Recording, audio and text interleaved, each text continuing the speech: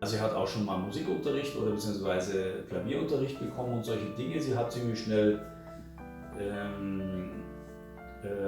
Noten gelernt und das kann sie eigentlich ganz gut und interessiert sich dafür und hört auch viel Musik, um es mal so zu sagen.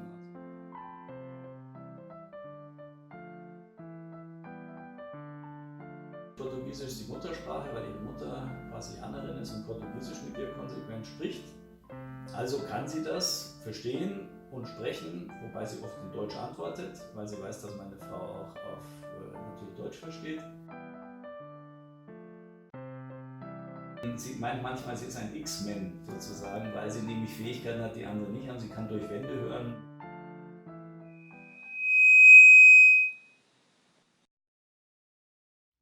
Und dann rief mich meine Frau an und sagte, es stimmt was nicht, Isadora ist krank, die muss ins Krankenhaus. Und als dann in Brasilien die Meningitis war, hat sie danach plötzlich anders reagiert. Sie hat nämlich ganz schrill geschrien.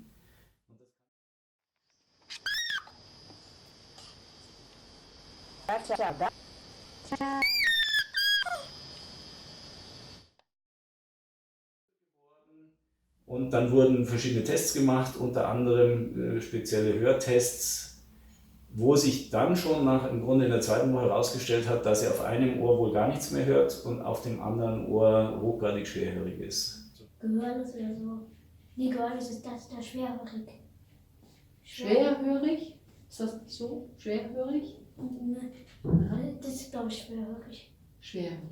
Weil Okay. man hat ja was an den Ohren. Okay, gut. Und das ist gehörlos, ne? Ja, gehörlos. Ja. Wenn man ja nichts hört und auch leise ist. Und es ergab sich daraus direkt unmittelbar die Lösung. Und die Lösung ist jetzt, man macht, wenn man denn will, dass das Kind hören soll.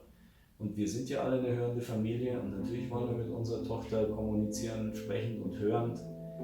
Dann kann man ihr ein sogenanntes Cochlea-Implantat einsetzen lassen. Zum Verständnis ist vielleicht wichtig, man muss an der Seite hinter dem Ohr einen mittelgroßen Schnitt machen und muss dann quasi den Knochen eröffnen, um dort dann ranzukommen, um eine Elektrode in die Schnecke hineinzuschieben.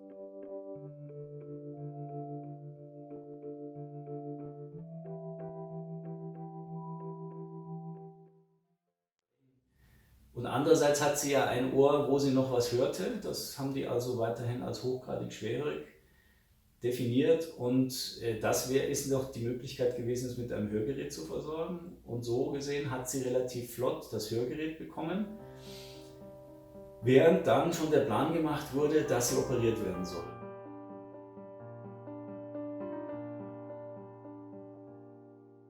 Sobald das Hörgerät eingesetzt worden war, war das weg. Sie hat dann sofort sich selber gehört und eine Rückkopplung gehabt und dann war dieses schrille Schreien weg. Die Operation selber ist eigentlich, heißt es von den Experten, die das machen, relativ unkompliziert. Dauert 2 bis 3 Stunden so im Schnitt. Wenn man selbst Arzt ist, ist man trotzdem aufgeregt, wenn sein eigenes Kind in Narkose liegt und ist froh, wenn dann der Arzt kommt und sagt, es ist alles gut gegangen und das Kind wacht dann im Aufwachraum sozusagen auf und ist wieder da. Wenn das dann nach 4 Wochen alles gut ist, dann kann man sich dran machen, tatsächlich das erste Mal dieses Prinzip zu aktivieren, das ansetzt und tatsächlich einschaltet. Und bei der Gelegenheit merkt man meistens oder oft, ob es funktioniert oder nicht, weil man da eine Reaktion feststellt. Sowas und Isadora hat man immer gemerkt, wenn die sich also diese Spule, wenn die da hinbekommen hat, dann hat sie tatsächlich anders geguckt und hat das also visuell hat man das gemerkt, dass da jetzt was da ist. Und das ist dann eigentlich die Hauptarbeit, das Einstellen. Genau, das prüfen wir jetzt mal zusammen. Ja? Also, willst du mal draufdrücken? Musst du auf Messen drücken? So, jetzt prüft er dein... Alle in Ordnung. So, jetzt schauen wir mal. Braucht ein bisschen.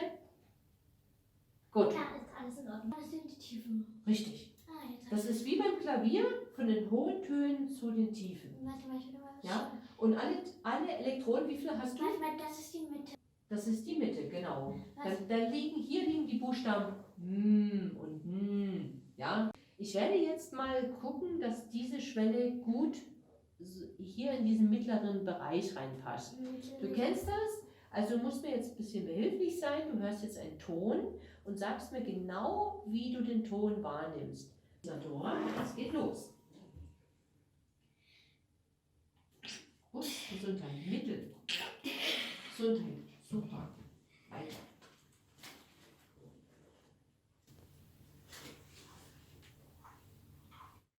So, super, Isadora.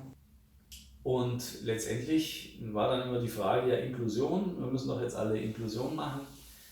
Schicken wir unsere Tochter hier in die Nähe, in die normale Grundschule. Das haben wir dann besprochen mit dem Kindergarten, mit der Frühförderung, mit dem mobilen Dienst, die zuständig sind, uns da einzugliedern in die Schule. Und letztendlich kam dann schon die Empfehlung, man soll sich das nochmal überlegen, ob man nicht doch die Tochter in eine Förderschule einschult. Das haben wir uns angeschaut, haben mit ihnen gesprochen und haben uns dann entschieden, dass die Tochter dort eingeschult werden soll. Und das war ein großer Erfolg. Also wir haben das nicht bereut, das war gut.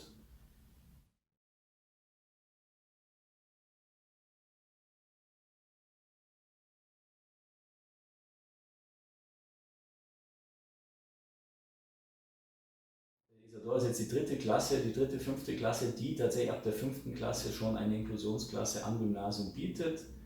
Also damit haben wir diese einerseits schlimme Erfahrung mit der Erkrankung des Kindes zwar mitgekriegt, haben aber gleichzeitig eine positive Lösung bekommen und sind dadurch, hatten Glück im Unglück, sage ich immer.